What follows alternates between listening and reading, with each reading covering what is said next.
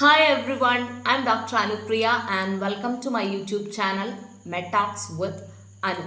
So വേനൽക്കാലമൊക്കെ കഴിഞ്ഞു മഴക്കാലത്തിലേക്ക് കടന്നിരിക്കുകയാണ്. അപ്പം നമുക്ക് മഴക്കാലം എന്ന് പറയുന്നത് ആസ്വദിക്കാനുള്ള ഒരു കാലമാണ് അല്ലേ? മഴ ആസ്വദിക്കുക തന്നെ വേണം.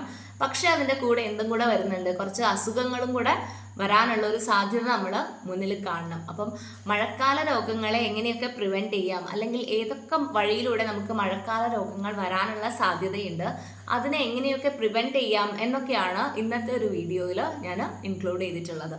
സോ മഴക്കാല രോഗങ്ങൾ എന്ന് പറയുമ്പം നിങ്ങൾക്ക് പെട്ടെന്ന് തന്നെ ഓർമ്മ വരുന്ന അസുഖങ്ങൾ എന്ന് പറയുന്നത് പനി, ജലദോഷം അങ്ങനത്തെ അസുഖങ്ങളായിരിക്കും അല്ലേ? സോ അതും ഇമ്പോർട്ടൻ്റ് ആണ്. വേറെയും ഒരുപാട് അസുഖങ്ങൾ മഴക്കാലത്ത് വരാനുള്ള സാധ്യതയുണ്ട്. അപ്പോൾ മഴക്കാലത്ത് നമുക്ക് വരുന്ന രോഗങ്ങളെ മെയിനായിട്ട് നമുക്കൊരു 3 ഹെഡിങ്ങിൻ്റെ താഴെ കൊണ്ടുവരാൻ വേണ്ടി പറ്റും. വായുവിലൂടെ പടരുന്ന രോഗങ്ങളുണ്ട്, ജലത്തിലൂടെ വരുന്ന രോഗങ്ങളുണ്ട്, അതുപോലെ കൊതുക് പോലുള്ള വെക്ടറുകൾ പരത്തുന്ന രോഗങ്ങളുമുണ്ട്. അപ്പം എയർബോൺ ഡിസീസസ് ഉണ്ട്, വാട്ടർ ബോൺ ഡിസീസസ് ഉണ്ട്, വെക്ടർ റിലേറ്റഡ് ഡിസീസസും ഉണ്ട്. അപ്പം 3ആയിട്ട് നമുക്ക് പറയാൻ പറ്റും രോഗങ്ങൾ വരുന്ന മെത്തേഡ്സ്. സോ അതിനകത്ത് ഫസ്റ്റ് വൺ എന്ന് പറയുന്നത് എയർ ബോൺ ഡിസീസസ് അല്ലേ? വായുജന്യമായിട്ടുള്ള രോഗങ്ങൾ, വായുവിലൂടെ പടരുന്ന രോഗങ്ങൾ. ഏതൊക്കെയാണ് വായുവിലൂടെ പടരുന്നത്? നമുക്ക് കോവിഡൊക്കെ കഴിഞ്ഞ് വന്ന ആൾക്കാരാണ്. അപ്പോൾ കറക്റ്റായിട്ട് വായുവിലൂടെ സ്പ്രെഡ് ചെയ്യാൻ ചാൻസ് ഉള്ള രോഗങ്ങളെ പറ്റിയൊക്കെ എല്ലാ ആൾക്കാർക്കും നല്ലൊരു ധാരണ ഉണ്ടായിരിക്കും. ആൻഡ് അത് പ്രിവെൻറ്റ് ചെയ്യേണ്ട മെത്തേഡ്സും കറക്റ്റായിട്ട് നിങ്ങൾക്ക് ഒരുവിധം കാര്യങ്ങളൊക്കെ ഓൾമോസ്റ്റ് നിങ്ങൾക്ക് അറിയാം. നമ്മളെല്ലാ ആൾക്കാരും കോവിഡ് പ്രോട്ടോക്കോളൊക്കെ പാലിച്ച് മുന്നോട്ട് പോയതാണ്. അപ്പം വായുവിലൂടെ പടരാനുള്ള രോഗങ്ങൾ എന്ന് പറയുന്നത് ഇമ്പോർട്ടൻ്റ് ആയിട്ട് എന്താണ്, ഒരാളിൽ നിന്നും മറ്റൊരാളിലേക്ക് പടരാനുള്ള സാധ്യത വളരെ കൂടുതലാണ്. അപ്പം നമ്മൾ എന്താ ചെയ്യേണ്ടതെന്ന് പറഞ്ഞു കഴിഞ്ഞാൽ നല്ല ക്രൗഡഡ് ആയിട്ടുള്ള ഇടങ്ങളിലൊന്നും അധികം പാർട്ടിസിപ്പേറ്റ് ചെയ്യാതിരിക്കുക. അല്ലെങ്കിൽ ക്രൗഡഡ് ആയിട്ടുള്ള സ്ഥലങ്ങളിൽ പോകുമ്പം അതിനുള്ള മെഷേഴ്സ് നമ്മൾ അഡോപ്റ്റ് ചെയ്തിട്ട് വേണം പോകാൻ വേണ്ടിയിട്ട്. ക്രൗഡഡ് ആയിട്ടുള്ള സ്ഥലത്ത് പോകുമ്പോൾ നമ്മൾ നിർബന്ധമായിട്ട് എന്ത് യൂസ് ചെയ്യുക? മാസ്കുകളൊക്കെ യൂസ് ചെയ്യുക. പ്രത്യേകിച്ച് അസുഖം എന്തെങ്കിലും ഉള്ള ആളാണെന്നുണ്ടെങ്കിൽ അല്ലേ, എന്തെങ്കിലും ഒരു ജലദോഷമോ പനിയോ തുമ്മലോ ഒക്കെ ഉള്ള ആൾക്കാർ എന്ത് ചെയ്യുക? മാസ്കുകൾ മാക്സിമം യൂസ് ചെയ്യണം. ആൻഡ് ചുമയ്ക്കുമ്പോഴും തുമ്മുമ്പോഴും ഒക്കെ എന്ത് ചെയ്യണം? കൈകൊണ്ട് മുഖം കൃത്യമായിട്ട് മറയ്ക്കണം. താൻ കാരണം വേറൊരാൾക്ക് അസുഖം വരാൻ പാടില്ല എന്നുള്ളൊരു ചിന്ത എപ്പോഴും ആൾക്കാരുടെ മനസ്സിൽ ഉണ്ടായിരിക്കണം. ആൻഡ് നമ്മൾ ഹാൻഡ് വാഷിംഗ് ടെക്നിക്സ് ഒക്കെ പഠിച്ചിട്ടുണ്ട് അല്ലേ? അപ്പോൾ നന്നായിട്ട് കൈ എന്ത് കഴുകണം? മൂക്കിലും വായിലൊക്കെ അസുഖമുള്ള ആൾക്കാർ അങ്ങനത്തെ കയ്യിലൊക്കെ തൊടുകയാണെന്നുണ്ടെങ്കിൽ നിർബന്ധമായിട്ടും സോപ്പ് ഉപയോഗിച്ചിട്ട് കൈകൾ നന്നായിട്ട് വാഷ് ചെയ്യാം. പിന്നെ പറയാനുള്ള എന്താണെന്ന് പറഞ്ഞു കഴിഞ്ഞാൽ പേഴ്സണൽ ഹൈജീൻ നന്നായിട്ട് പാലിക്കുക എന്നുള്ളതാണ്. അങ്ങനത്തെ ഒരുപാട് കാര്യങ്ങളാണ് വായുവിലൂടെ പടരുന്ന രോഗങ്ങളിൽ ഇമ്പോർട്ടൻ്റ് ആയിട്ട് ശ്രദ്ധിക്കേണ്ട കാര്യങ്ങൾ. അപ്പം ഹാൻഡ് വാഷിംഗ് മസ്റ്റാണ്. ക്രൗഡഡ് ആയിട്ടുള്ള സ്ഥലങ്ങളിലാണ് വായുവിലൂടെ പെട്ടെന്ന് പടരും. ഈ ജലദോഷമൊക്കെ പെട്ടെന്ന് പടരാനുള്ള സാധ്യതയുണ്ട് അല്ലെ? റൈനോ വൈറസ്, വൈറൽ ഫീവറുകളൊക്കെ പിടിപെടാനുള്ള സാധ്യത ഉണ്ട്. അപ്പം നിങ്ങൾ വായുവിലൂടെ പടരുന്ന രോഗങ്ങൾ ഈ ഒരു കോവിഡ് കറക്റ്റ് ആ ഒരു മെത്തേഡിൽ വേണം നമ്മൾ ഫോളോ ചെയ്യാൻ വേണ്ടിയിട്ട്. ഇനി കൊതുക് പരത്തുന്ന രോഗങ്ങളുണ്ട് അല്ലേ? കൊതുക് പരത്തുന്ന രോഗങ്ങൾ നിങ്ങൾക്ക് അറിയാം. ചിക്കൻ ഗുനിയ, ഡെങ്കിപ്പനി ഒക്കെ ആണെങ്കിലും ഭയങ്കര സീരിയസ് ആയിട്ടുള്ള രോഗങ്ങളാണ് അല്ലേ? അത് രോഗം നമ്മൾ മാറ്റി കഴിഞ്ഞു കഴിഞ്ഞാലും അതിൻ്റെ കോംപ്ലിക്കേഷൻസ് നമ്മുടെ കൂടെ തന്നെ കുറച്ച് കാലം ഉണ്ടാവുന്ന കേസസും ഉണ്ട്. അപ്പം എന്താ ചെയ്യേണ്ടതെന്ന് പറഞ്ഞു കഴിഞ്ഞാൽ കറക്റ്റായിട്ട് കൊതുക് കടി ഏൽക്കാതെ നമ്മൾ സൂക്ഷിക്കണം. കൊതുകിൻ്റെ കടി കൊള്ളാതിരിക്കാൻ എന്തൊക്കെ ചെയ്യാൻ പറ്റുമോ അതൊക്കെ നമ്മൾ ചെയ്യണം. മെയിനായിട്ട് എന്ത് ചെയ്യുക? വീട്ടിൽ ഓരോ ആൾക്കാരും അവരവരുടെ വീട്ടിൽ നിന്ന് സ്റ്റാർട്ട് ചെയ്യുക. വീട്ടിൽ ചിരട്ടകളിലും കുപ്പികളിലൊക്കെ എന്തെങ്കിലുമൊക്കെ വെള്ളമൊക്കെ നിറഞ്ഞിട്ട് അതിനകത്ത് കൊതുക് വളരാനുള്ള ഒരു സാധ്യതയുണ്ട്. അപ്പം നമ്മൾ കാണുന്ന സ്ഥലങ്ങളിലൊക്കെയുള്ള വെള്ളം നമ്മൾ എന്ത് ചെയ്യുക? കമഴ്ത്തി കളയുക. ആൻഡ് ഓൾസോ ഫ്രിഡ്ജിൻ്റെ ബാക്കിലൊക്കെ ഉണ്ടാകുന്ന വെള്ളമുണ്ട് അല്ലേ? അതൊക്കെ കറക്റ്റായിട്ട് നമ്മൾ റിമൂവ് ചെയ്ത് റീപ്ലേസ് ചെയ്യുക ആ സാധനം. അപ്പം എന്ത് ചെയ്യുക എന്ന് പറഞ്ഞു കഴിഞ്ഞാൽ ഇങ്ങനെ കൊതുക് വളരാൻ സാധ്യതയുള്ള സ്ഥലങ്ങളൊക്കെ നമ്മൾ ഒന്ന് മോണിറ്റർ ചെയ്യുക കറക്റ്റായിട്ട്. കൊതുകിനെ അങ്ങനത്തെ ഇടങ്ങളിൽ നമ്മുടെ വീട്ടിലും പരിസരത്തും കൊതുകിനെ വളരാൻ അനുവദിക്കാതിരിക്കുക. പിന്നെന്ന് പറയുന്നത് മസ്കിറ്റോനെ വേറെയും ഒരുപാട് മെത്തേഡ്സ് ഉണ്ട്. വൈകുന്നേര സമയങ്ങളിലൊക്കെ നമ്മൾ എന്ത് ചെയ്യുക? ഡോറും വിൻഡോസൊക്കെ എന്ത് ചെയ്തിടുക? ക്ലോസ് ചെയ്തിടുക. ആൻഡ് ഓൾസോ പുകയ്ക്കുന്നതൊക്കെ നല്ലതാണ്. നമ്മുടെ വരാന്തയിൽ വെച്ചിട്ട് നമുക്ക് പുകയ്ക്കൊക്കെ ചെയ്ത് കഴിഞ്ഞാൽ കൊതുകിൻ്റെ എണ്ണം കുറയ്ക്കാനുള്ളൊരു മെത്തേഡായിട്ട് യൂസ് ചെയ്യാം. അതിന് വേണ്ടിയിട്ട് നിങ്ങൾക്ക് കിട്ടുന്ന പൊടികളൊക്കെ ഉണ്ടല്ലേ? അപരാജിത ചൂർണം എന്നൊക്കെ പറഞ്ഞിട്ട് നമുക്ക് പുറത്ത് വാങ്ങിക്കാൻ കിട്ടും. ആ പൊടികളൊക്കെ പുറത്ത് പുകയ്ക്കുകയാണെങ്കിൽ അത് നല്ല കാര്യമാണ്.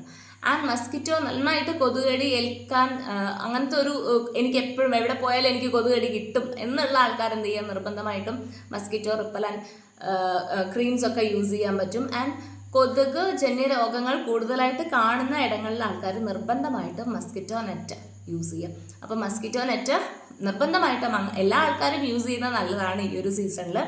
പക്ഷേ കൊതുകിൻ്റെ എണ്ണം അല്ലെങ്കിൽ അങ്ങനത്തെ രോഗങ്ങൾ കൂടുതലായിട്ട് വരുന്ന ഏരിയ, അങ്ങനെ പ്രത്യേകിച്ച് ഏരിയകളൊന്നുമില്ല. അപ്പോൾ എല്ലാ ആൾക്കാരും എന്ത് ചെയ്യുക, മസ്കിറ്റോ നെറ്റ് യൂസ് ചെയ്യാൻ വേണ്ടിയിട്ട് ശ്രമിക്കും. അപ്പം കൊതുക് കടി ഏൽക്കാതിരിക്കുക എന്നുള്ളതാണ് ഇമ്പോർട്ടൻ്റ് ആയിട്ട് കൊതുകുജന്യ രോഗങ്ങളിൽ നിന്നും രക്ഷ നേടാനുള്ള മാർഗം എന്ന് പറയുന്നത്. പക്ഷേ ഇതിനെന്താണെന്ന് അറിയുമോ, കോംപ്ലിക്കേഷൻ വന്നു കഴിഞ്ഞാൽ നിങ്ങൾ എന്ത് ചെയ്യണം എന്ന് പറഞ്ഞു കഴിഞ്ഞാൽ, എന്തെങ്കിലും ഒരു രോഗലക്ഷണം നിങ്ങൾക്ക് ഉണ്ടാവുകയാണെന്നുണ്ടെങ്കിൽ നിങ്ങൾ ഇമ്മീഡിയറ്റ് ആയിട്ടും വൈദ്യസഹായം തേടണം. എന്ന് പറഞ്ഞു കഴിഞ്ഞാൽ നിങ്ങളുടെ അസുഖവും വെച്ചുകൊണ്ടിരിക്കരുത്. ചിലപ്പം രോഗലക്ഷണങ്ങളൊക്കെ നിങ്ങൾക്ക് ഒഴിവായി കിട്ടിയേക്കാം, പക്ഷെ അതിൻ്റെ ബാക്കിയുള്ള കോംപ്ലിക്കേഷൻസും കാര്യങ്ങളൊക്കെ ഉണ്ട് അല്ലേ. അപ്പം കോംപ്ലിക്കേഷൻസും കാര്യങ്ങളൊക്കെ നിങ്ങളുടെ ത്രൂ ഔട്ട് ലൈഫ് എന്ത് ചെയ്യാൻ സാധ്യതയുണ്ട്, നിങ്ങളുടെ കൂടെ തന്നെ ഉണ്ടാവാനുള്ള സാധ്യതയുണ്ട്. അപ്പം നിങ്ങൾ എന്ത് ചെയ്യുക, എന്തെങ്കിലും ഒരു ലക്ഷണം, നിങ്ങൾക്ക് എന്തെങ്കിലും അസുഖ ലക്ഷണം ഉണ്ടെന്നുണ്ടെങ്കിൽ നിങ്ങൾ ഉടനെ തന്നെ ഡോക്ടറെ കാണേണ്ടതാണ്. ആൻഡ് നമുക്ക് നെക്സ്റ്റ് ഒരു കാറ്റഗറി എന്ന് പറയുന്നത് വെള്ളത്തിൽ കൂടെ വരുന്നത് അല്ലേ, അല്ലെങ്കിൽ നമ്മൾ കഴിക്കുന്ന ഭക്ഷണത്തിലൂടെയൊക്കെ വരുന്ന, വെള്ളത്തിലൂടെ ജലത്തിലൂടെ പടരുന്ന രോഗങ്ങളുണ്ട് അല്ലേ. അറിയാം, മഞ്ഞപ്പിത്തമുണ്ട്, കോളറയുണ്ട് അല്ലേ, ടൈഫോയിഡ് ഉണ്ട്. അപ്പോൾ ഇതൊക്കെ വെള്ളത്തിലൂടെ പടരുന്ന രോഗങ്ങളാണ്. അപ്പോൾ നമ്മൾ നിർബന്ധമായിട്ടും വെള്ളം തിളപ്പിച്ചറിയ വെള്ളം മാത്രമേ കുടിക്കാൻ പാടുള്ളൂ. വെള്ളം തിളപ്പിച്ചതിന് ശേഷം മാത്രമേ കുടിക്കാൻ പാടുള്ളൂ. അത് നന്നായിട്ട് ബോയിൽ ചെയ്തിട്ടേ കുടിക്കാൻ പാടുള്ളൂ.